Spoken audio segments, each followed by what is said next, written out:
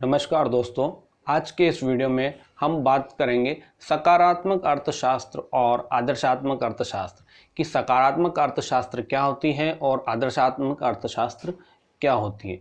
दोनों क्या है, दोनों में क्या अंतर होता है और दोनों में क्या संबंध होता है।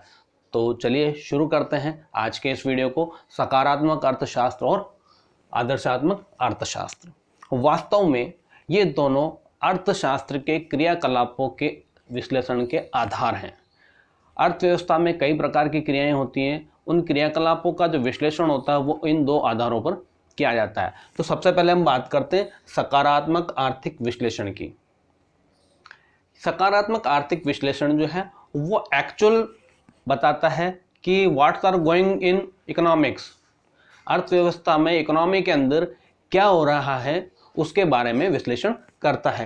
क्रिया विधियां किस प्रकार कार्य करती हैं इसका विश्लेषण किया जाता है। अर्थशास्त्र में, अर्थव्यवस्था में जितने भी प्रकार की क्रियाएं हैं, चाहे वो बाजार अर्थव्यवस्था की हैं, चाहे केंद्रीयकृत योजनाबद्ध अर्थव्यवस्था की हैं, वो क्रियाकलाप किस प्रकार से कार्य करते हैं, उनकी कार्यप्रणाली क्या है, उसके मैकेनिज्म को समझने का जो विश्लेषण है वो सकारात्मक आर्थिक विश्लेषण के अंतर्गत होता है। और आदर्शक आर्थिक विश्लेषण, आदर्शक आर्थिक विश्लेषण जो है वो इन क्रिया विधियों के बारे में ये बताता है कि ये क्रिया विधियां उस अर्थव्यवस्था के अनुकूल है या नहीं है।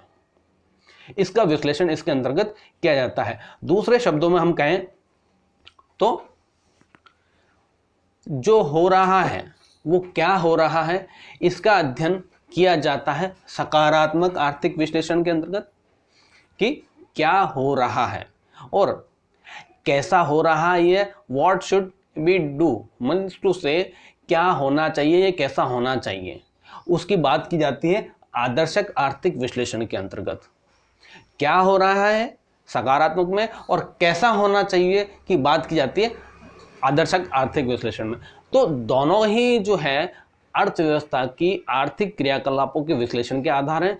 इन दोनों के अंदर बहुत घनिष्ठ संबंध है। इन दोनों को आप एक दूसरे का पूरक कह सकते हैं।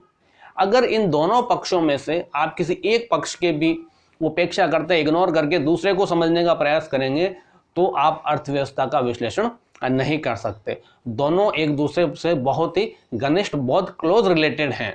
इन दोनों में से एक की भी उपेक्षा अर्थव्यवस्था के विश्लेषण में नहीं की जा सकती। तो वास्तव में आदर्शक अर्थशास्त्र और